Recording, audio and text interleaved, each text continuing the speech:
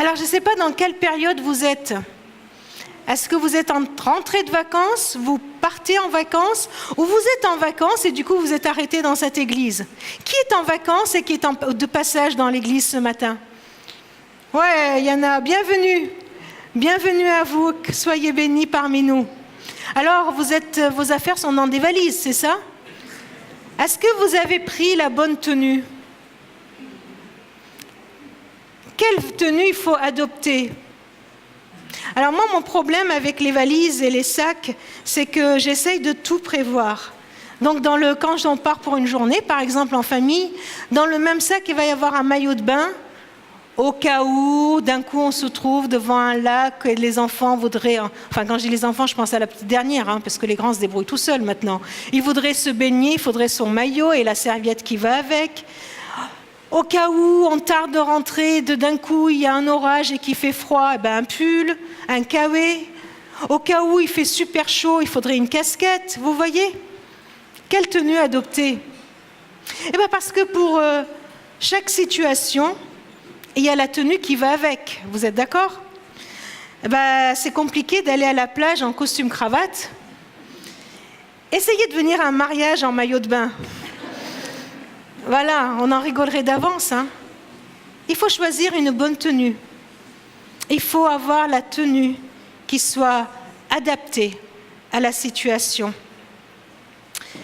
Quand Caroline m'a appelée il y a 2-3 semaines, je ne sais plus quand, pour me demander quel est le thème de la prédication d'aujourd'hui. C'était la journée où j'avais lu un texte qui se trouve dans Matthieu 22 et qui m'a vraiment remise en question, qui m'a fait beaucoup réfléchir. Alors je lui ai dit, ce sera sur Matthieu 22. Voilà ce texte-là.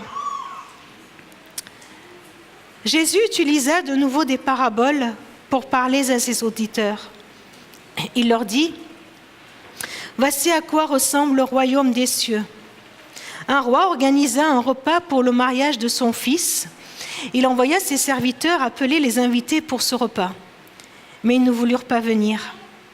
Il envoya alors d'autres serviteurs avec cet ordre: dites aux invités, mon repas est prêt, maintenant.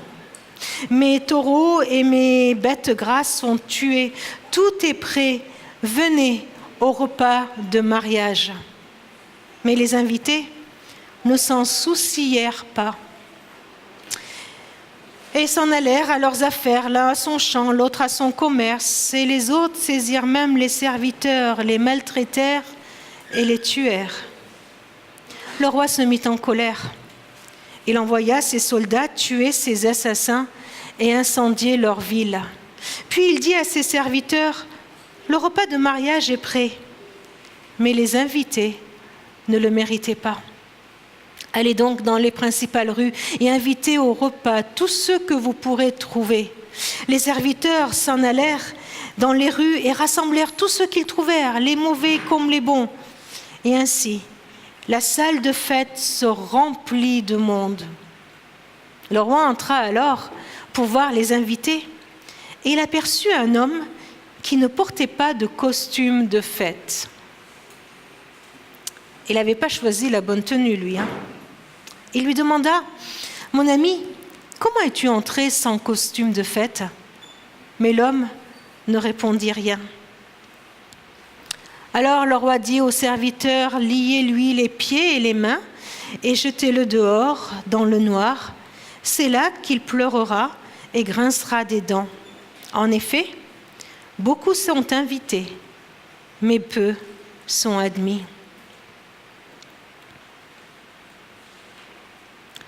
Et là, vous vous dites, mais quelle idée de prendre un texte qui finit si mal pour une prédication un dimanche d'été, non? Mais pendant les vacances, on a juste envie d'être tranquille. On a envie d'être encouragé un peu. On a envie de lâcher la pression. Et puis voilà, une histoire qui est compliquée.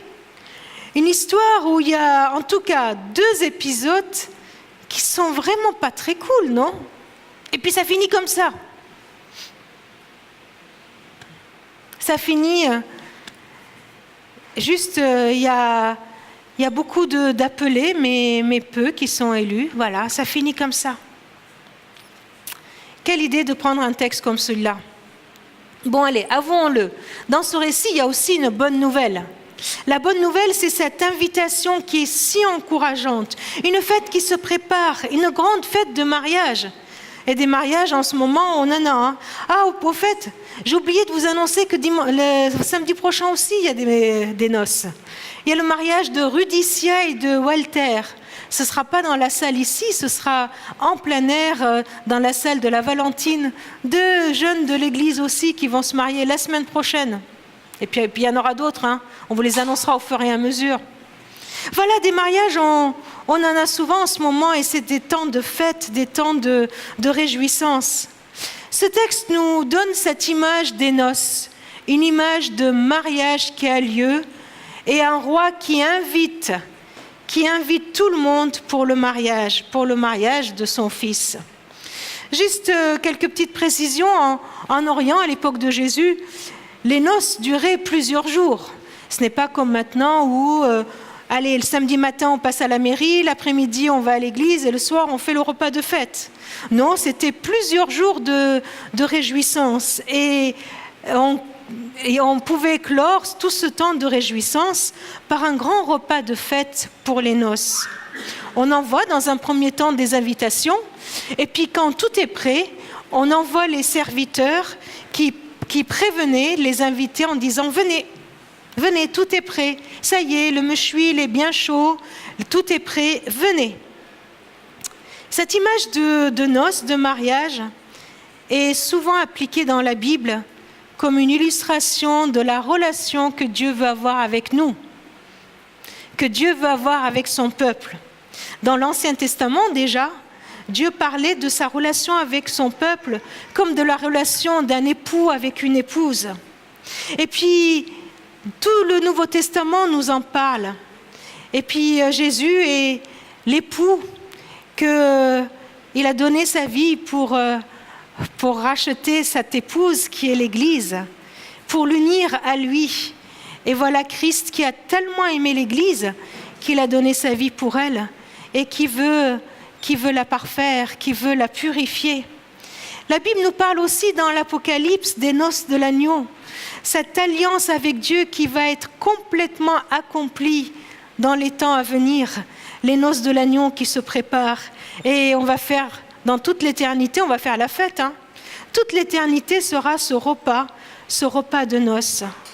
Et voilà Dieu qui prépare les noces de son Fils, Dieu qui prépare ce temps où nous allons être unis définitivement à lui.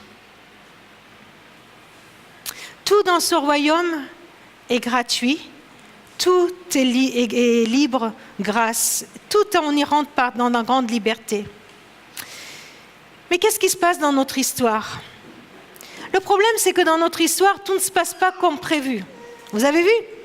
Ça aurait été tellement plus simple si, une fois que les invités ont entendu les serviteurs venir leur dire « Venez, tout est prêt », qu'ils disent « Yes, ça y est, c'est le moment de la fête », ils lâchent tout, ils y vont et ils font une grande fête.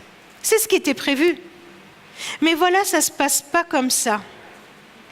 Tout est prêt, mais ça ne se passe pas comme c'était prévu.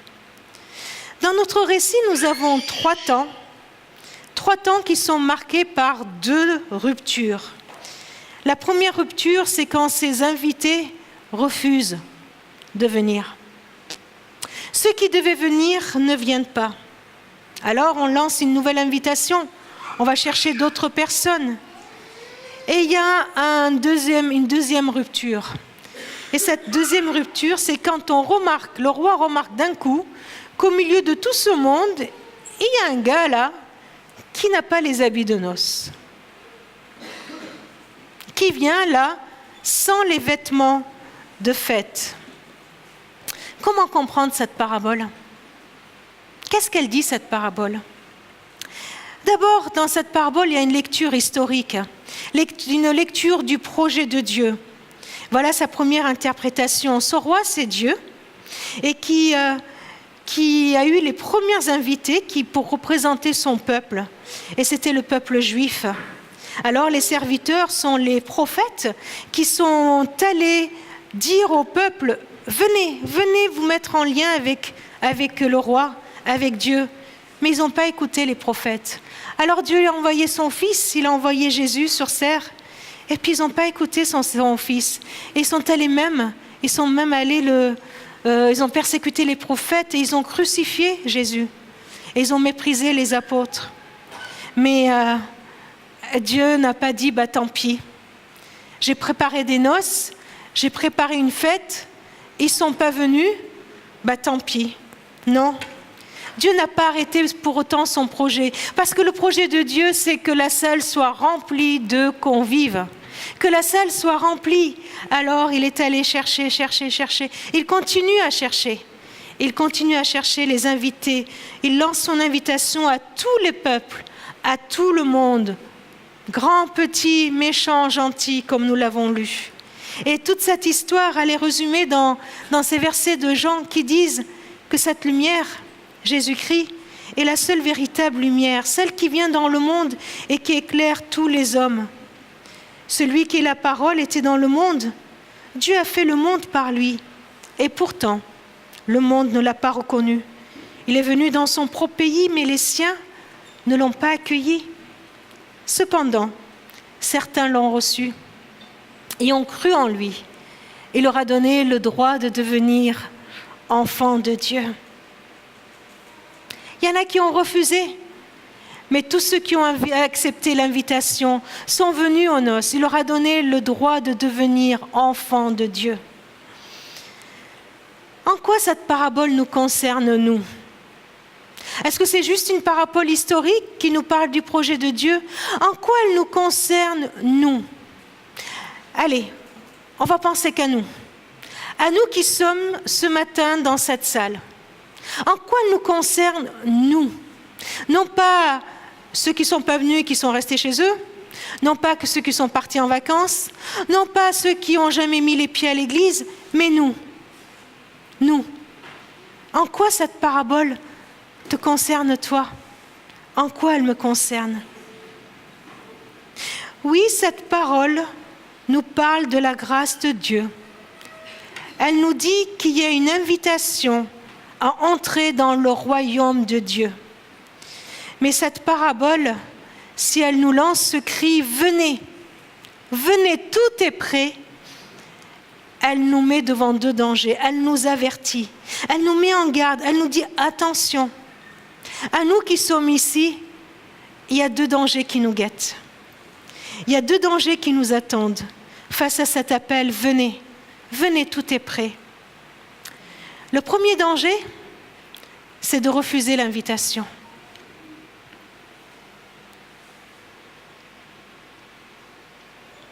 Le premier danger qui t'attend, toi, pas celui qui est ailleurs, toi, c'est de refuser cette invitation. Le deuxième danger qui t'attend, toi, et qui m'attend, c'est d'accepter l'invitation sans vouloir changer. On accepte, mais on reste comme on est. On ne change pas. Comment on peut refuser l'invitation ? Pourquoi refuser l'invitation ? Vous avez remarqué dans ce récit pourquoi il refusait l'invitation ? Il est dit d'abord parce qu'ils ne s'en sont pas souciés. Ils ne s'en sont pas inquiétés. Ils ont refusé l'invitation par négligence. Ils ont entendu cet appel « Venez, tout est prêt », mais ils ne s'en sont pas souciés. On peut venir à l'église et entendre cette invitation de Dieu à entrer dans sa présence comme nous l'avons chanté, mais on ne s'en soucie pas. C'est pour ça que je me suis permise d'insister en disant que c'est pour nous, ce récit. On se dit, oh mais c'est pour un autre. Oh là là, si un tel pouvait entendre cette invitation. Oh là là, ça c'est pour mon mari, pour ma femme, pour mon fils, pour ma fille. Mais c'est pas pour moi. Cette invitation, elle est pour moi. Est-ce que je l'entends ? Je peux refuser par négligence. Je peux refuser cette invitation parce que j'ai tellement de choses plus importantes à faire. Il y en a qui ont préféré aller à leur champ, à continuer leur commerce, à continuer à poursuivre leur occupation. Et pourtant, tout est prêt. C'est là le moment qu'il ne faut pas manquer. C'était le moment où il fallait tout lâcher. C'était le moment où il fallait tout lâcher pour aller faire la fête. C'était aujourd'hui le moment. C'était aujourd'hui. Vous savez comment on peut aussi refuser l'invitation? Parce qu'on se dit, oh mais dimanche prochain, on nous donnera encore une prédication qui en parle. Dimanche d'après aussi. Ou à la rentrée, on fera encore une série d'études là-dessus. Allez, à la prochaine campagne où on nous demandera de nous remettre en question, on le fera. On peut refuser l'invitation parce qu'on l'a tellement entendu qu'on l'a banalisé. On a banalisé le fait que ce Dieu tout-puissant, infiniment grand, me dit, viens à moi et suis-moi. Les 5 baptisés, la semaine prochaine, vous raconteront comment ils ont répondu à cette invitation. Et il y a un autre danger qui nous attend, c'est accepter l'invitation sans vouloir changer. Et c'est l'histoire de ce bonhomme, qui rentre dans ce mariage qui n'a pas d'habit de fête. Peut-être qu'il était en maillot de bain ou qu'il était en tongs, j'en sais rien. Il est entré dans un super mariage, mais il n'habille pas la fille de fête. Je suis sûre que certains se sont posé la question, mais pourquoi le roi lui reproche de ne pas avoir un habit de fête, non? Est-ce que c'est l'habit qui fait le moine? Est-ce que c'est l'habit qui compte? Pourquoi? Peut-être qu'il n'avait pas les moyens, peut-être qu'il n'y avait pas pensé. Pourquoi il ne l'accueille pas tel qu'il est? Pourquoi lui reprocher de ne pas choisir la bonne tenue, la tenue qui est adaptée à la circonstance? Il y a un usage oriental, un usage qui consiste à ce que l'invité, le responsable de la fête, la famille qui invite, offre aux invités un manteau de fête avec lequel ils pouvaient se présenter à la cour d'un prince. Le roi, s'il avait un protocole, il donnait gratuitement ce vêtement. Gratuitement, il faisait don de ce vêtement, de ce manteau, de sa tunique, c'est le caftan, sa tunique, pour qu'il rentre avec sa tunique, pour qu'il ne soit pas méprisé par les autres, pour qu'il n'ait aucune excuse. Voilà ce qu'était l'usage de l'époque. Le roi qui offre. Mais ça se passe même maintenant. Je suis sûre que vous connaissez des cultures où ça se passe comme ça, où quand on invite du monde, on offre la tenue qui va avec. Je vous donne un exemple. Moi, j'ai vu ça aux États-Unis. Pourtant, ce n'est pas en Orient. Mais par exemple, quand les mariés qui sont assez aisés veulent que toutes les demoiselles d'honneur aient une tenue spéciale, qu'est-ce qu'ils font? Ils offrent le vêtement à toutes les demoiselles d'honneur. Ils offrent le vêtement à tous ceux qui sont proches des mariés pour que tout le monde respecte le code de vêtements. Vous voyez? Donc c'est un usage qu'on pourrait voir dès maintenant. Et c'était à l'époque. Ce gars-là, il a refusé. Il a refusé ce vêtement qui lui était proposé. Qu'est-ce que cela veut dire pour nous? Oui, le salut est un cadeau. L'invitation de Dieu est un cadeau. On n'a pas besoin d'avoir un signe particulier pour être invité. Dieu nous offre la vie éternelle. Dieu nous offre ce vêtement de salut, un habit qui sent le propre. C'est lui qui nous justifie. C'est lui qui veut changer notre tenue. C'est lui qui nous offre un vêtement qui n'a pas de tache, un vêtement qui est propre, qui nous donne la tenue adaptée pour être aux noces. Mais alors, qu'est-ce que peut vouloir dire pour nous que d'accepter l'invitation sans vouloir changer? C'est accepter d'être pardonné sans nous repentir. Vous voyez ce que ça donne? Seigneur, j'accepte que tu me pardonnes, mais je ne veux pas me repentir. Je ne veux pas regretter le mal que j'ai fait. Juste pardonne-moi pour qu'on n'en parle plus. Juste pardonne-moi pour ne pas me sentir coupable. Mais la prochaine fois, je recommencerai. Mais je n'ai pas de repentance. Je n'ai pas de regret. Accepter l'invitation sans vouloir changer, c'est vouloir être chrétien mais ne pas suivre le Christ. C'est se justifier devant Dieu sans le laisser me donner la justification. Accepter l'invitation sans vouloir changer, c'est passer mon temps à pleurer sur mon sort sans laisser Dieu me transformer. C'est trouver toutes les excuses tout à fait justes, tout à fait valables pour moi, pour garder dans mon cœur toute la colère que j'ai envers les uns et les autres. Vous ne pouvez pas imaginer ce qu'il m'a fait, lui. Moi, à ma place, tu sais ce que tu aurais fait? Tu aurais fait pire que moi. Alors oui, j'accepte l'invitation, je suis enfant de Dieu, mais je garde la colère dans mon cœur. Je garde la colère dans mon cœur.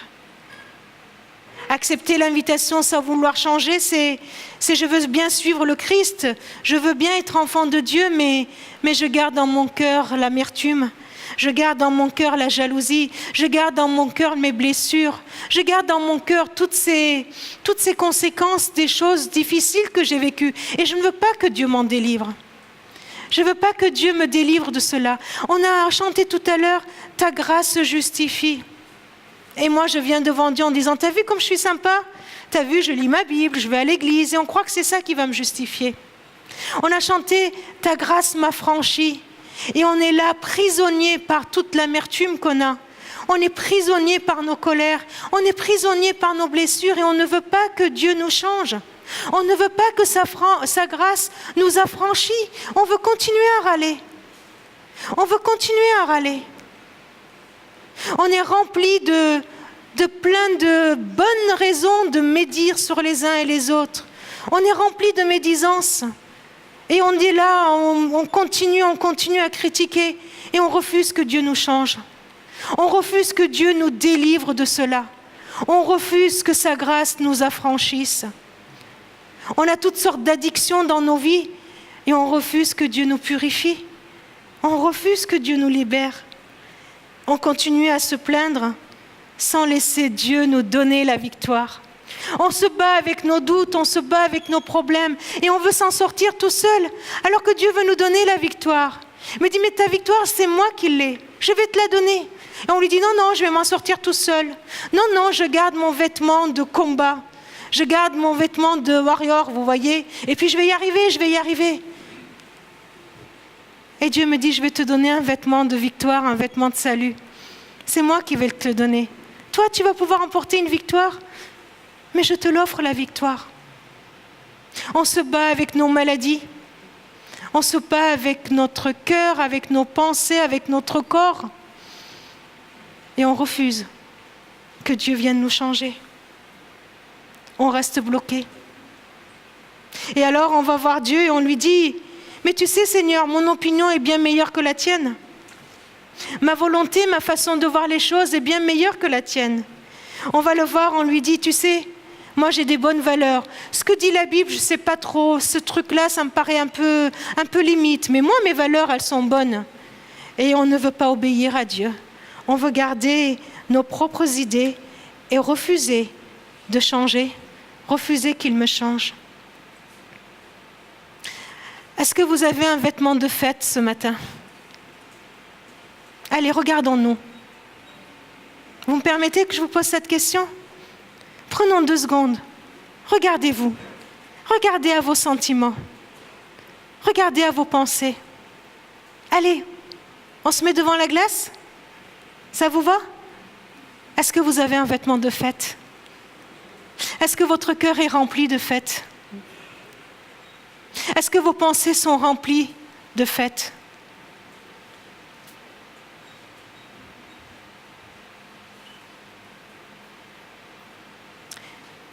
Et si j'acceptais de me changer?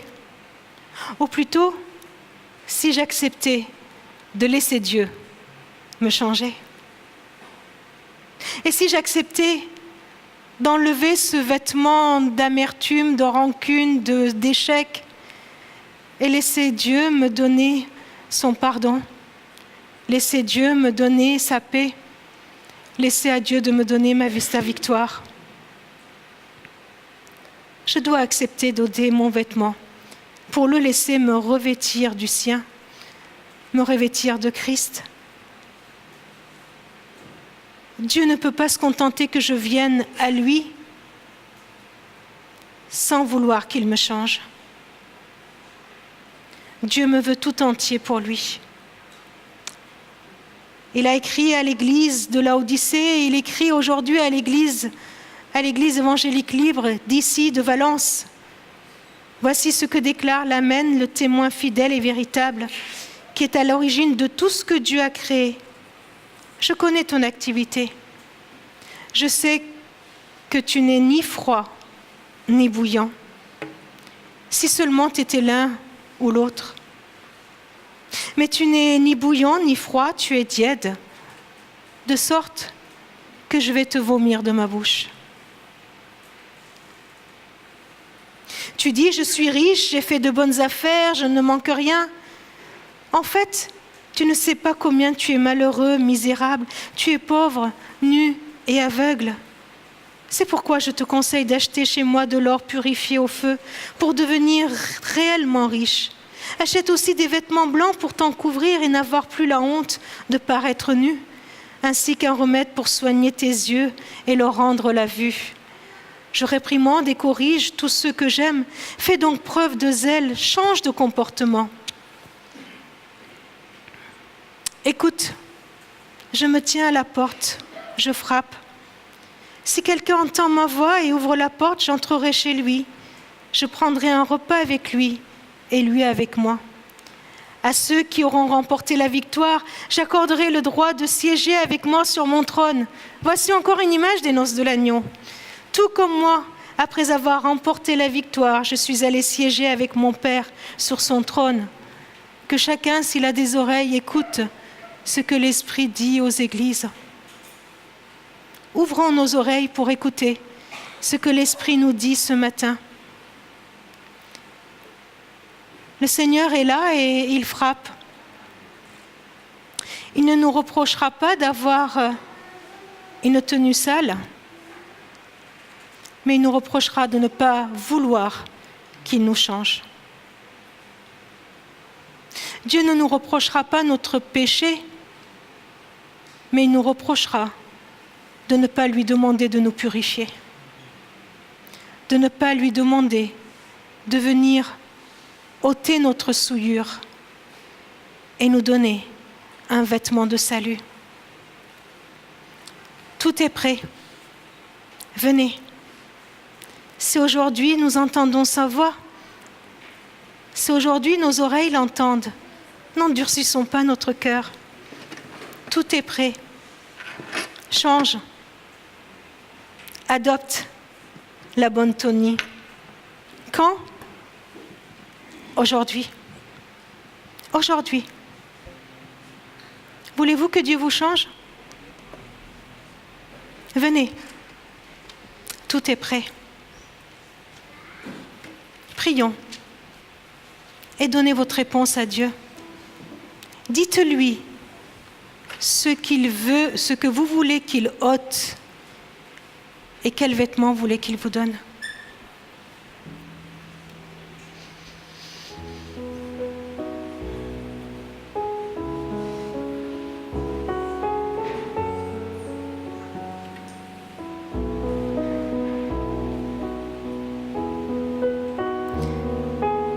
Jésus-Christ a donné son corps, il a versé son sang. Il est mort pour que nous n'ayons pas à mourir. Jésus-Christ est ressuscité. Il est ressuscité pour qu'il nous accorde toute victoire, pour que nous ne soyons pas limités par nos forces, mais qu'il nous donne la victoire, qu'il nous donne un vêtement de fête. Aujourd'hui, il veut qu'on soit dans la fête. Tout est accompli pour notre salut. Tout est accompli pour notre justification et tout est accompli pour notre sanctification. Il a tout accompli, tout est prêt. Tout est prêt. Venez. Ne méprisons pas l'invitation. Venez. Laissons le Seigneur nous changer. nous allons partager le pain et le jus de raisin. Et je voudrais vous demander une chose. Si vous n'acceptez pas l'invitation, ne prenez pas. Laissez passer. Si vous ne voulez pas que Dieu vous change, ne prenez pas. Ne nous moquons pas de Dieu. Mais peut-être que tu n'as jamais accepté l'invitation de Dieu dans ta vie et c'est aujourd'hui le moment et que tu veux le faire. Alors lève-toi de ta place, mets-toi debout et prends ce pain et prends ce jus de raisin.